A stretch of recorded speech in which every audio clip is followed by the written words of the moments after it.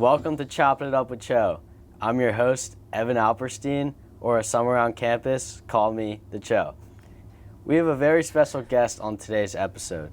Our first non-student guest is no stranger to the BL community.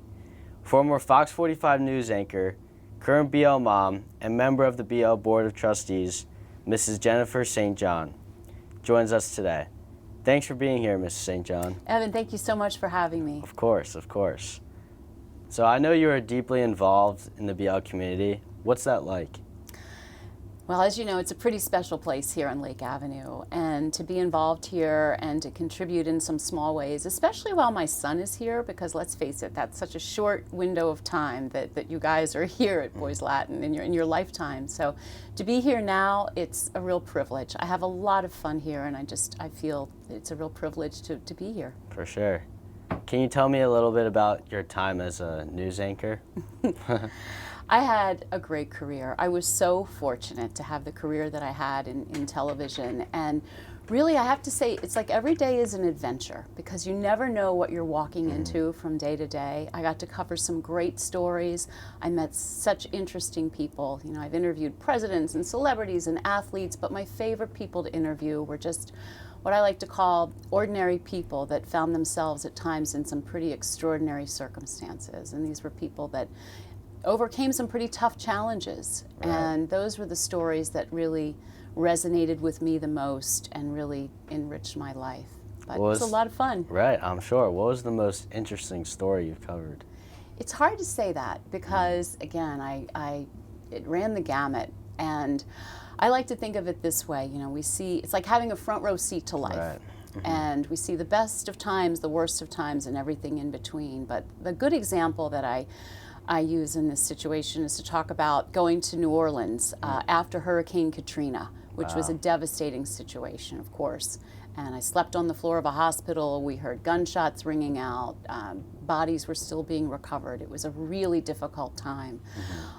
On the flip side, a few years later, I got to return to New Orleans when the Ravens won the Super Bowl. Yeah. So those kinds of stories kind of just give an example of what wide range of things I got to do in my career, and there's no other job like it. Right. So when you were in New Orleans for the hurricane, what was it like, you know, kind of seeing everything how it was? Like, how'd you get around? What was that like? Well, that's really interesting. We were there with a National Guard unit, right. But once we got there, things were still pretty chaotic. Mm-hmm. And I remember we were at this outpost for the National Guard, where they were a staging area, I should say, and we wanted to get a helicopter ride to fly over the Superdome because that was, you know, where people were staying, and we wanted to get a view not just of the Superdome, but the city was still flooded.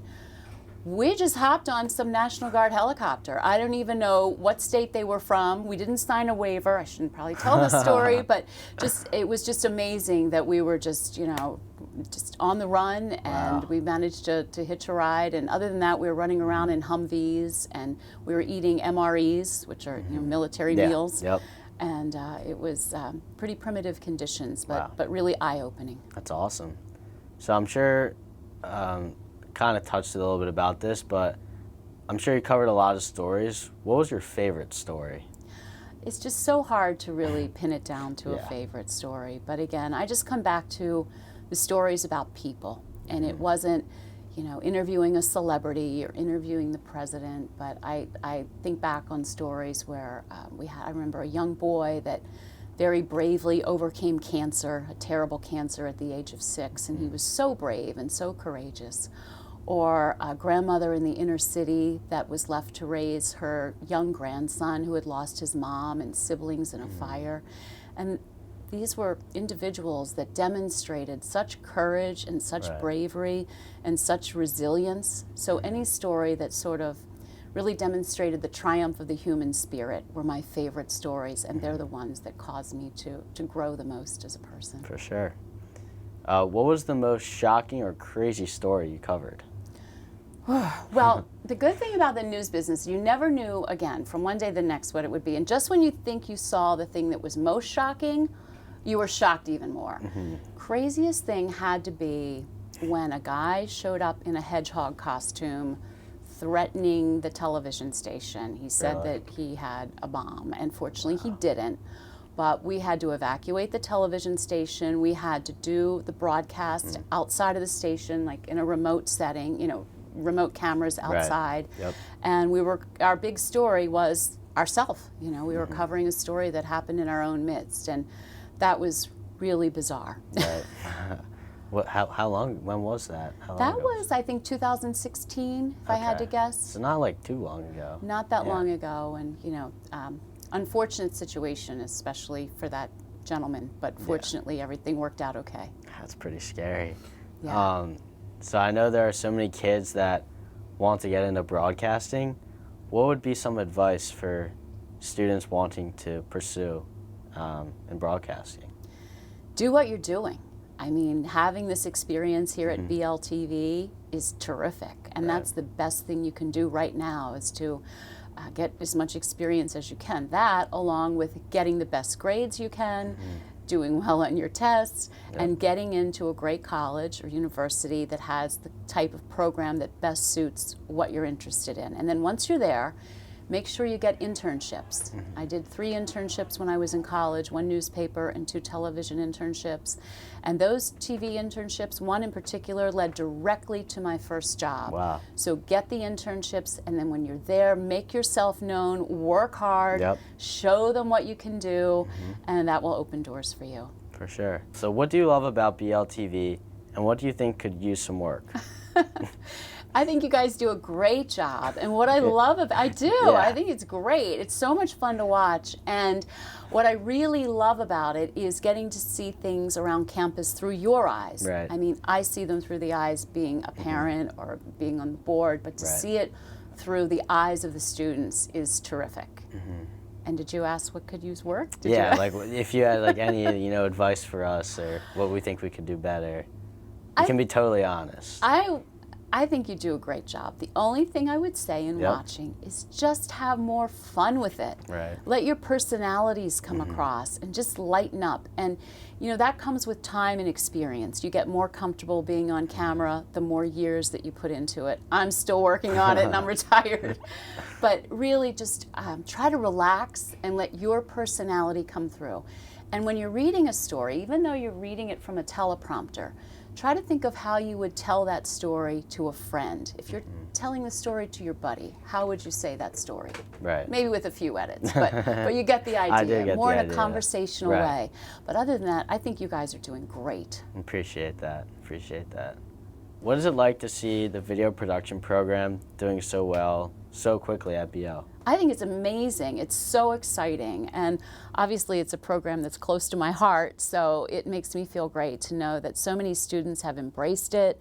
I think you're doing such great work, and I think that it's going to help all of you that are involved in the program in some way in your life and career, because video production is so important. No matter what industry you go into with today's technological world, video is a part of it.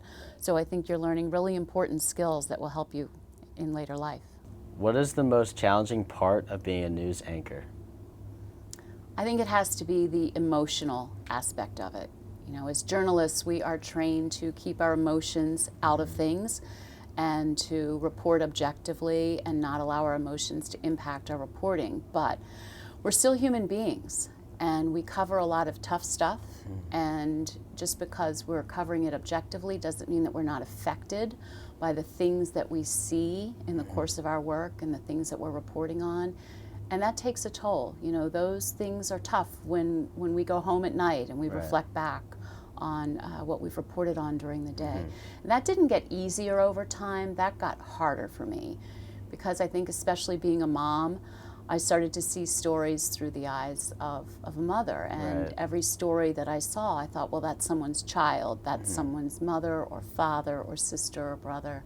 So that was the toughest part, just the emotional toll. Right. It was so amazing to see that video of you at my bar mitzvah. What was that like for you to be in the video? Oh, that was so much fun. I was so honored to be asked to do it. And it's just amazing to think that was 5 years ago. Can you believe it? Time's flying. It's crazy. time flies, and just I think it's so cool that it's like full circle now. I know. That here we are sitting Yeah. here, and you're interviewing me after I got to do your bar mitzvah video. I think that's very special, and it was very special for me to be able to do that. Yeah, because I remember sitting there, because everyone's crowded around, sitting on the floor, and like it went to like live. I thought it was live because I was only 13, so I had no idea what was going on. And I just see like the Fox 45 was Kai Jackson, I think his name, right? Yes. And then I saw you, and then I remember it was just funny, and then all these guys were just saying congratulations. It was pretty awesome to see that. It was really fun. Yeah. So as an active member of the BL community and parent, what would you tell the people about why Boys Latin is so special? Well, so many things. I mean, strong academics, obviously strong athletics. I think we have an incredible group of faculty and staff here that truly care about students. And I think the part about, we like to say, every boy is known here. And that really comes through. I mean, think about it. At your graduation, when Mr. Post stood up there and talked about you and talked about each and every one of your classmates, that really demonstrates that every boy here is known. And I think that's special. That doesn't happen everywhere else. And just having that small, tight-knit community makes it a really great place. Yeah, I agree, because, I mean, I came here in 6th grade, so, and I definitely see that Boys Latin, it's all about community. I really love that about this place, too. Absolutely. So what specifically did you see in BL that caused you to want to have your son attend? I think we saw that very early on. In lower school, because he came here in 3rd grade, the small nurturing environment. Nurturing was the word that came to mind in the 3rd grade, and that really appealed to us. Small classes and again, wonderful teachers. That was a big draw for us. And then, to see that continue through the middle school and upper school, again, I will just say having teachers and faculty that really care about the boys here. Right. What has been your most meaningful experience as a parent in the community? I just have to speak to that from a personal perspective, and most meaningful for me is seeing my son grow and mature here, and he loves BL so much and has such great friendships here, and that's been really meaningful and memorable for me as a parent. Also, I've made great friendships here, and getting to know other families has been really enriching, and just feel very fortunate to be a part of the community. How would you describe the Boys Latin community? I think back to Alumni Weekend in the spring, and you see guys that graduated 10 years ago, 20 years ago, 50 years ago, and they are still as tight as ever. And even before my son was at BL, I knew guys here in the Baltimore area that are BL alums, and it's that whole saying, Lakers for life. Right. They really are. I mean, when you go on from BL, you will continue to have these friendships that you've developed here, and there's a brotherhood that runs so strong. Yep. And sure, other schools have strong alumni groups, but I don't think anybody compares to BL. Absolutely. All right, so thank you for spending some time with BL TV. Is there anything else you would like to share? I just really thank you for having me here today. I'm so proud of all the work that's been done here at BL TV, and I wish you the very best in your college career and beyond. Thank you so much. That'll do it for this episode of Chopping It Up with Cho. That's a wrap for my time on BL TV. Thanks to all the viewers, all who contributed, my guests, Jake Tabari, Grant Gibson, and of course, Mrs. Jennifer St. John. And a big shout out to my crew. This is the Head Cho, signing off.